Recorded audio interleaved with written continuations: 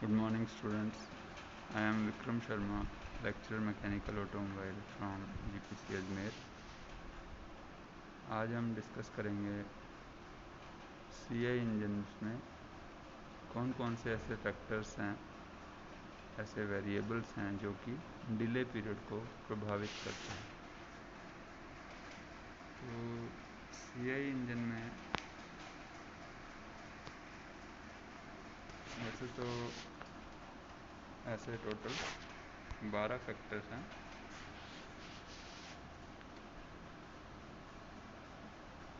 जिनमें मेन जो फैक्टर्स हैं, जैसे पहला है fuel.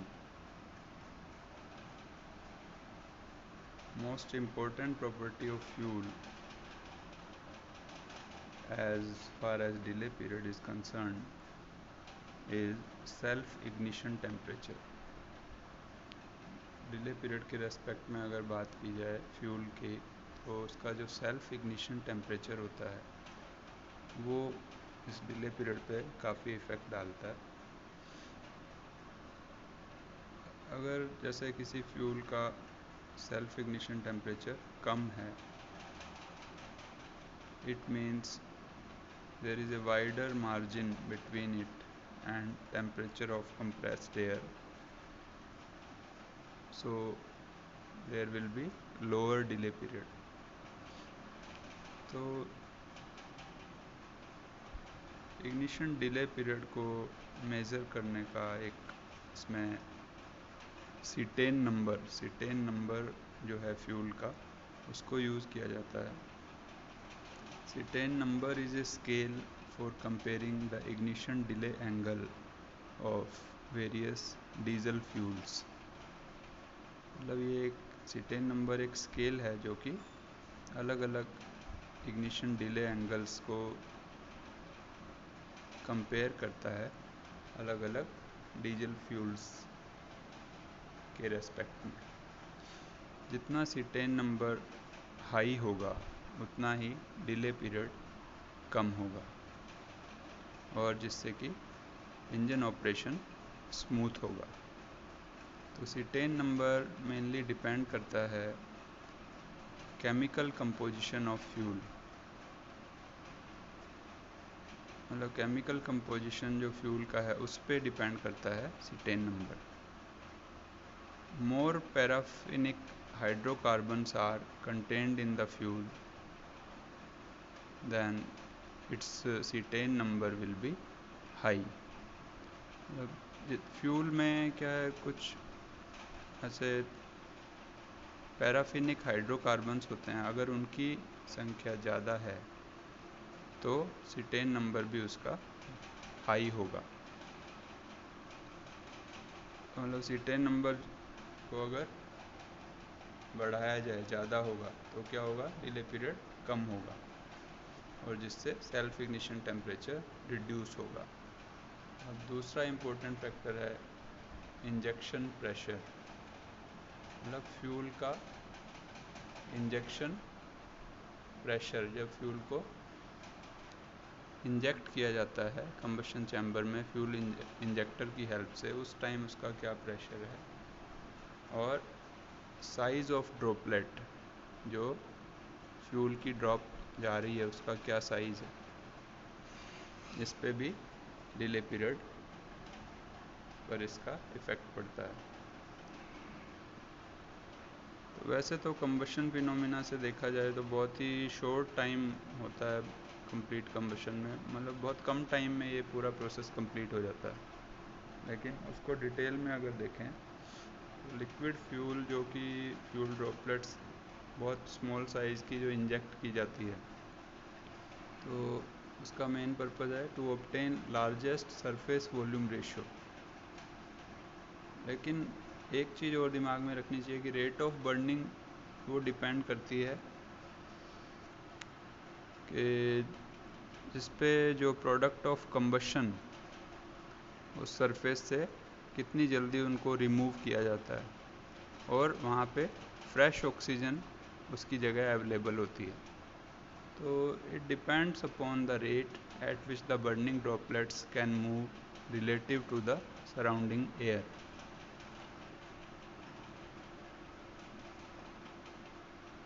So size of the droplet depends on injection pressure.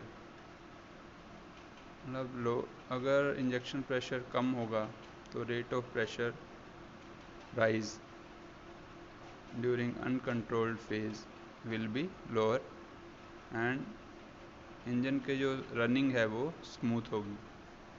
तो अगर इस इंजेक्शन प्रेशर को बढ़ाया जाए तो डिले पीरियड जो है वो रिड्यूस होगा, कम होगा, जिससे ग्रेटर सरफेस वॉल्यूम रेशियो होगा और लेस फिजिकल डिले होगा, जिससे इंजन ऑपरेशन स्मूथ होगा.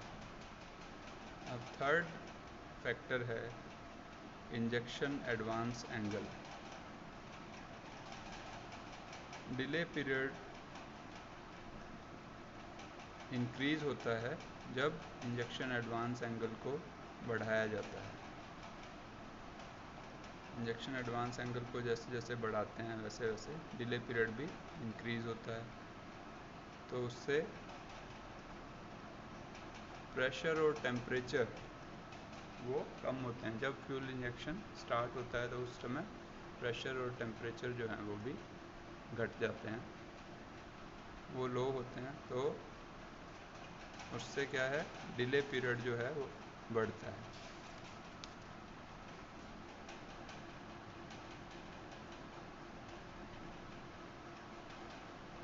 बस तो क्या है, optimum angle of injection advance depends on many factors but generally it varies between 12 to 20 degree BTDC before top dead centre. 12 से 20 डिग्री ये जो एंगल है ये वेरी करता है. तो इसकी वजह से जो पीक प्रेशर TDC के बाद 10 से 15 डिग्री पे अटेन होता है, प्राप्त होता है.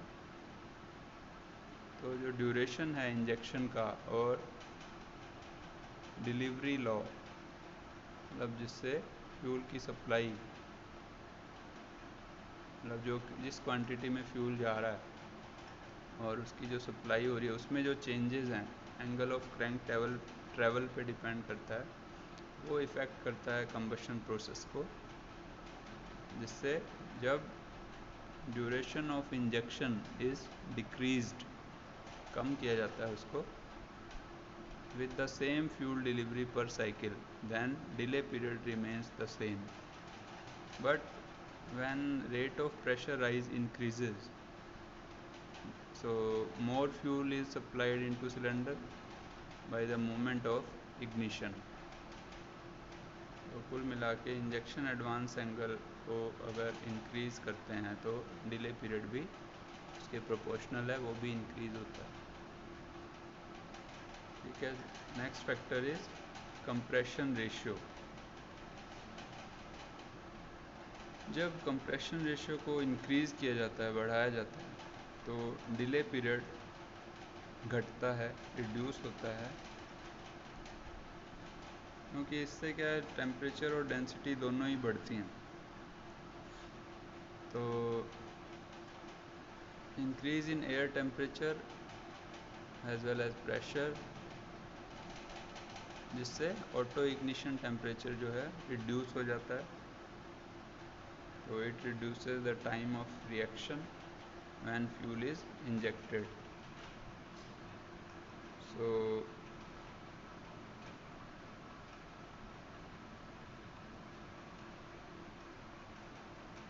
in practice the engine designer uses the lowest compression ratio which would satisfy the needs of easy cold starting and light load running at high speeds.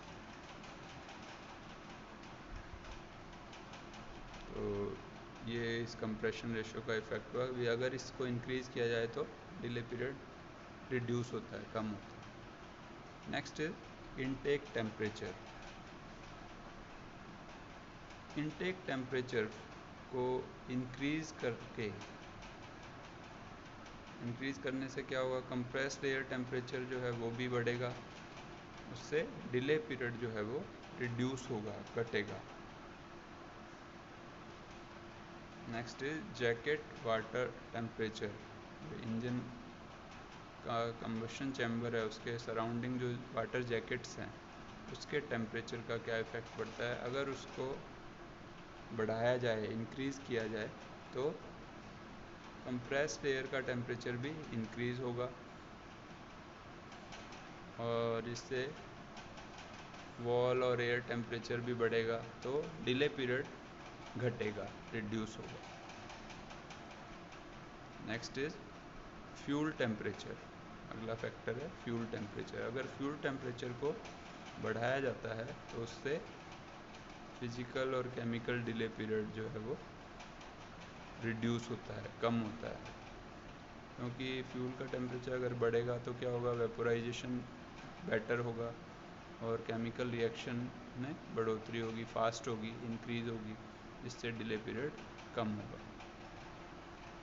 Next is intake pressure या super charging भी जिसको कहते हैं। अगर इनको बढ़ाया जाए तो इससे क्या, ऑटो इग्निशन टेम्परेचर कम होता है, रिड्यूस होता है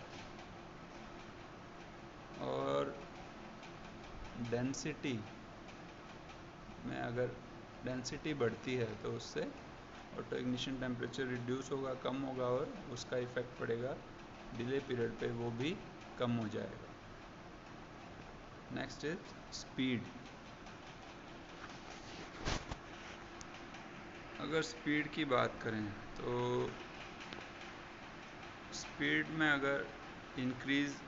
अगर स्पीड को बढ़ाया जाता है तो डिले पीरियड जो है वो रिड्यूस होता है और उसका बहुत मिली सेकेंड्स में उसका इफ़ेक्ट पड़ता है।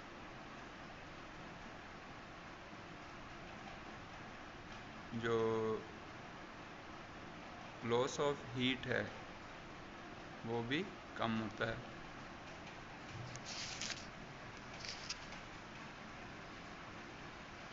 बस तो क्या, डिले टाइम जो है वो प्रोपोर्शनल टू डिले एंगल है। तो जब जैसे इंजन की स्पीड बढ़ती है तो loss of heat during compression decrease होता है। इसकी वजह से टेम्परेचर, प्रेशर कंप्रेस्ड एयर का वो बढ़ने की टेंडेंसी रहती है, जिससे डिले पीरियड रिड्यूस होता है इन मिली सेकेंड्स।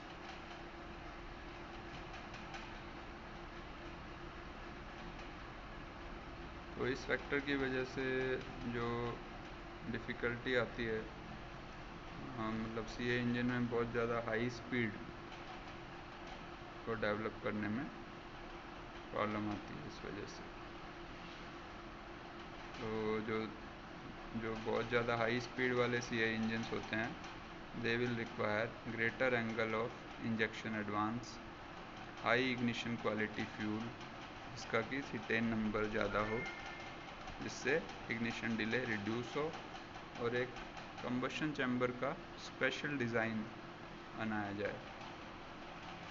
तो इफ़ेक्ट ऑफ स्पीड का different designs of diesel engine, इस पर भी इफ़ेक्ट पड़ता है।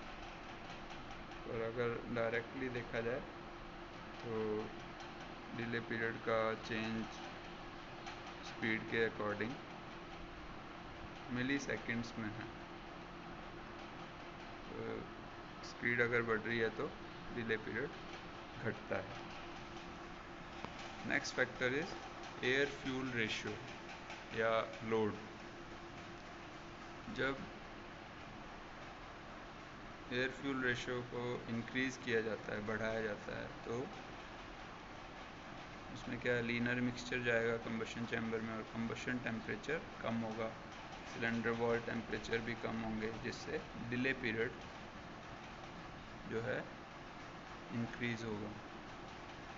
लेकिन रेट ऑफ प्रेशर राइज पे कोई ख़ास इफ़ेक्ट नहीं पड़ेगा, क्योंकि मैक्सिमम प्रेशर जो है वो उसकी क्वांटिटी कम हो गई है, लो हो गया है वो।